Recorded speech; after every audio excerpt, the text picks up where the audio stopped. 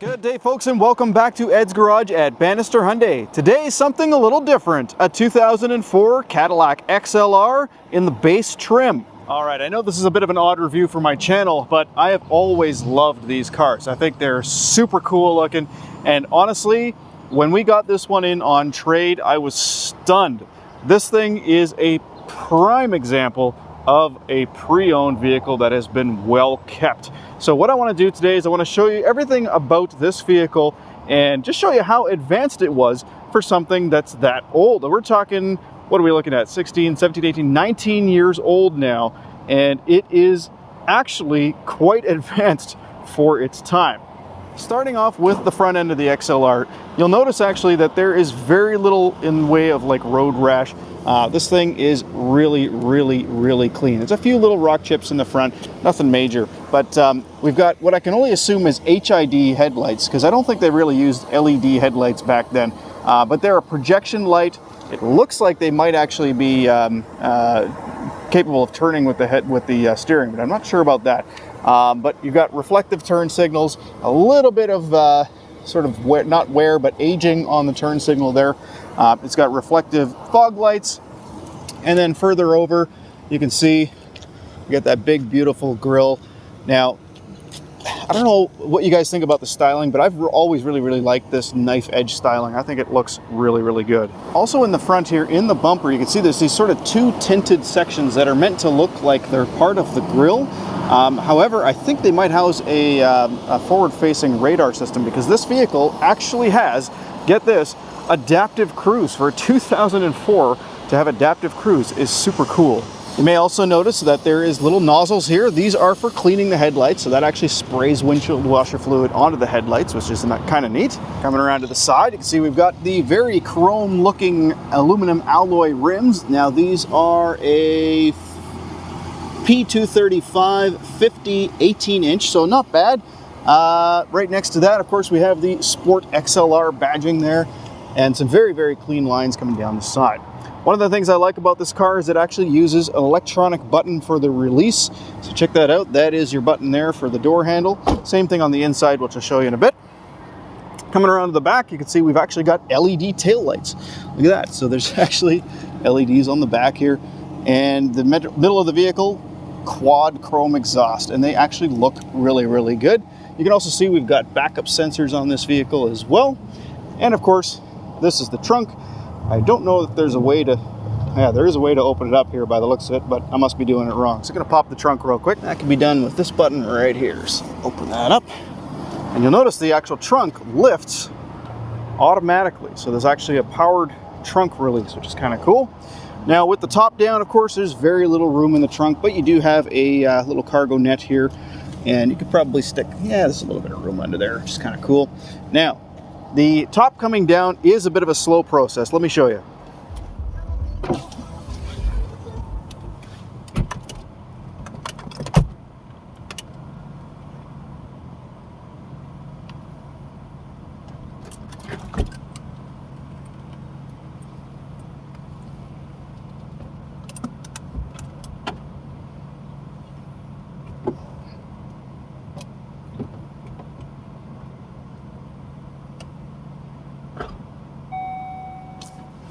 All right, so getting back to the trunk here, it is lit, so you've got lights on both sides of the trunk, which is kind of cool. And you'll notice there's a little tiny flap here to open up for the fuel door manual release, as well as the door manual release. So you can see here, to manually release the door, you can pull the tab as well. Now, I was hard pressed to find anything physically wrong with this car other than a couple little rock chips in the front, but I found it. It's missing a tab right here. So a little bit of interesting things here. So you've actually got under trunk lid insulation to reduce a little bit of noise, which is cool.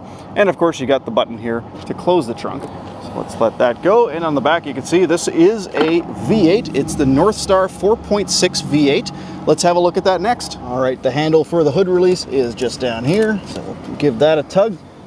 All right, hood release is on the left side here. It's a tab you push to the right. There it is, the big 32 valve Northstar 4.6 V8. Underneath the hood, that's actually supported by struts, which is nice. Now this vehicle is putting out 320 horsepower, 310 foot-pounds of torque. So it's not the Cadillac XLR V, of course, which puts out well over 400 horsepower. But it's also mated to a 5-speed automatic. Typical automatic transmission, nothing special about it. This one will do 0 to 60 miles an hour in about 5.9 seconds, so it's no rocket, but it's certainly a fun little vehicle, and it sounds really good.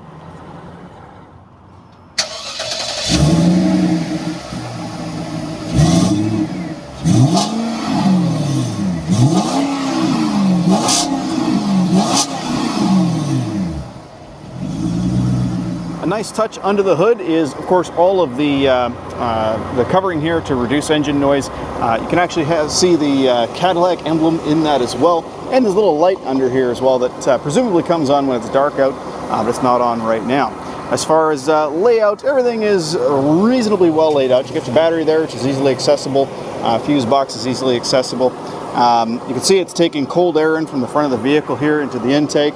And everything else relatively easily accessible. I kind of like how they tuck it all on the side, so you can just kind of stand on the side of the vehicle to access that stuff. So pretty easy. Yeah, good powerful engine. All right, so before we jump in the vehicle, let's have a look at some of the comfort features. So we have a power driver seat as well as a power passenger seat. The driver seat itself does have memory options as well as an easy access seating button here. So that'll move the seat forwards and backwards and get in and out of the vehicle. So we've got tilt, we have height, we have, of course, our backrest, and then our forward-backward adjustment. This guy right here is for the lower back support. As you can see, that's moving there. And then the other one is also for the lower back support, but I believe that is for height of the lower back support. So one raises and lowers it, the other one pushes it in and out. So we got 1, 2, 3, 4, 5, 6, 7, 8, 9, 10, 11, 12-way adjustable power seat. And of course, it is a beautiful leather seat with perforation. And as you can see, it's actually held up very, very well. I love this. There's a couple little speakers in the seat here as well. So this vehicle is equipped with a Bose audio system. You can see that on the doors here. This is pretty cool. We have leather-wrapped rollover crash bars, I guess they're called. And you also have this cool little piece of plexiglass here, which was added by the previous owner. It actually lights up the word Cadillac at night, which is super cool. All right, having a look at the passenger seat, same sort of thing. We have the same 12-way adjustable power seat. But yeah, both of the front windows, of course, there's only front windows, both are auto up and auto down. And of course, they do move when the convertible top is removed or retracted. And one of the things I love about the convertible top, guys, you don't actually have to release it. It's just all completely 100% automatic.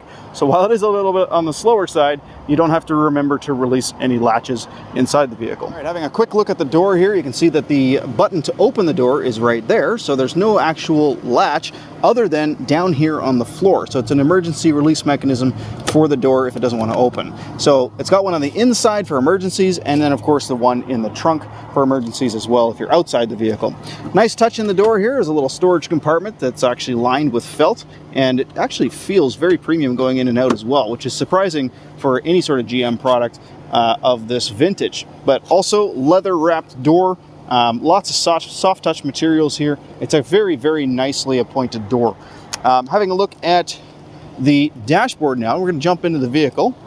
Just trying out the lower back support on here. So what it is those two buttons are actually two separate airbags in the seat. So there's like a lower back support and a slightly higher lower back support. But it's kind of cool because you can really get the angle on the seat exactly the way you want it. I don't think I've ever seen that before on a seat, so that's pretty neat. All right, having a look at dashboard functions, of course we have our dimmer switch here.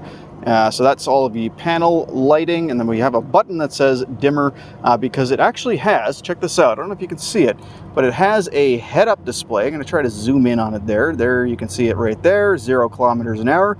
So a 2004 with head-up display, super cool. Now you can actually dim that head-up display or increase the brightness or whatnot with that as well.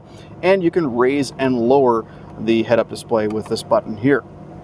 Looking further down, of course, you have your fuel door and your trunk door as we noticed before. And check it out, you do have 4-way power adjustable steering wheel. So that's kind of nice. Now, of course, that probably remembers itself or its position with the seat button. So we can try that. Let's move this and then hit 1. Okay, so yep, there it goes. So the seat actually moved. Oh, now I'm really cramped in here. Previous owner was short. So memory seat, mirrors, and steering wheel. How cool is that? All right, on the steering wheel itself, you have a source and voice recognition. Yes, this vehicle actually includes voice recognition for the navigation system. So not for anything else, but for the navigation system, it does have that. The source, of course, is going to choose where your music is coming from. So as I press that, it's going to switch this little 7-inch screen from AM, FM to WX, which I think is just satellite radio, I guess. So that's kind of neat. And then we also have our gap here. That is for the distance that it's following the car in front of you with the adaptive cruise control. You got your volume on this side, and of course it is a 6-disc CD changer. And one of my favorite features of the screen, you press this button here and it opens up like that. That's super cool. And it's actually a DVD drive, not just a CD player. And the reason for that is because the let's see if I can get it for you here. The user manual actually comes on a DVD. So I'm not sure if it's going to eject here or not, but yeah, I must be doing something wrong. It ejected the other day. But check this out. So on the stereo, you have a DVD button here. Oh, okay, so currently the DVD is not inserted.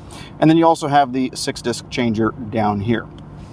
Below that, you can see we have our dual zone automatic climate control with a digital readout for the screen. I don't know if you can see it right there right now, but it's quite bright outside. So of course it is automatic power, and you can actually shut off the driver's side or the passenger side independently of the driver's side, which is cool. So save a little bit of fuel that way. But yeah, pretty easy to use, all automatic, and it works really well. And above that, you'll notice we've actually got heated seats as well. Sorry, let's turn down the fan here. So heated seats for both sides, which is nice. And then below that, of course, our kind of faux wood grain looking stuff. Not a big fan of this color of faux wood. I mean, if it was gray or something, that'd be nice, but it's nice to see it on the steering wheel as well. So it is a really nice steering wheel to hold. And then we have a little door here. So this is a little bit broken. It does work, but yeah, it's a little off. And as you can see now, there we go. Dual cup holders, but they are quite small. And we have a cigarette lighter. When was the last time you saw one of those in a car? All right, and then below that, we have traction control. I don't think it has stability control, but it does have traction control. So that's kind of cool. And then we also have the button for the convertible top there. And then a underarm storage area, which is a little bit on the small side, but there is also a 12-volt outlet in there. So I suppose that'd be a good place to leave your phone if you had a USB stick charger or a charger adapter there. And then also back here, you can see we have another cubby hole. Looks like some insurance papers in there right now, so I'll take those out. So dual shelf cubby hole, which is cool. Close that up. And then having a look down here at the glove compartment. Not the biggest glove compartment, but you'll notice there's actually a passenger airbag off-on thing. So if you don't have a passenger and you want to disable this airbag completely, you can do so, but it is manual. The mirror looks very familiar to me, actually, because I had the exact same mirror in my Saturn Sky. But yeah, you've got lights here for maps, and then of course you have OnStar, and it is an auto-dimming rearview mirror as well. Up on the visor, you can see we have the 3 buttons for the HomeLink system, so for garage doors and gates. I doubt these slide. Nope, they are fixed. But it does have a mirror as well as lights there as well. And then looking down back at the dashboard here, you can see we've got push button start. It's kind of weird though. It's you push the bottom of it for accessory mode and the top of it if you want to start the car. And above that, you have all of your trip computer buttons. Having a look at the trip computer and of course all the surrounding stuff, you can see we've got oil pressure on the top left, and that still works well. So if I rev it up, you can see the pressure is going up. We have our engine temperature, bottom left, current light level that's on, our tachometer in the middle-ish, and then our speedometer slightly to the right of that. We have our battery voltage and our fuel gauge. And as far as the trip computer goes, we can actually put this in miles or kilometers, which is nice. Other things in here include trip A, trip B, range till empty. Now, by the way, I'm just hitting this button on the right-hand side, up and down. And then we have our average fuel consumption, which is atrocious. Our instant fuel consumption, our average speed, elapsed time since basically we started the engine, or elapsed time since we last reset it, I guess. We have our tire pressure monitor, so front left, front right, and rear left, rear right. We're actually going to be replacing these tires soon, so that's not a big deal. We've also got an oil life reminder, which is nice to see. There's our settings for metric or imperial, and then it just shuts off if you go down one further. We have a button right here which presumably turns on the interior lights. Yep, so that actually will turn on the two lights that are on the mirror as well. And then below that we have an options button. So that allows us to go through, here we go, auto recall. We can turn that on and off. We have auto exit recall on and off. Approach lights on, so when you're getting close to the vehicle and you unlock it. Exit lights will stay on for 15 seconds. It'll flash when you unlock the doors. We've also got fob reminder horn if you want to beep the horn with your fob. Passive lock as well, we can have it beep the horn. Auto unlock, so as you approach the vehicle, it will actually unlock itself. Park assist, so that's the rear parking sensors, so we're going to go ahead and turn those on. And of course we can change languages and then back to that setting there. And then we can also reset everything with that bottom button. So I'm not going to talk too much about the stereo because, well, quite frankly, you can't really see it very well right now because it's quite dark in this bright sunlight. But there is a couple things to note. So one, it does have a built-in navigation system, and it is actually a touch screen. But in order to use the built-in navigation system, you do need to insert the map DVD, which came with the vehicle, which is somewhere in the glove box or something. Not going to bother with that because, honestly, if you're using the map in this vehicle, you're going to be disappointed. It's very, very old now. As I mentioned, you do have, of course, AM, FM, and Sirius XM satellite radio. I guess that's what the WX thing is there. You can scan for stations, you can auto set stations, and if we go into sound, you can actually increase and decrease bass, treble, and mid-range, and then you also have a balance here as well. Let's go to the menu, see what that does.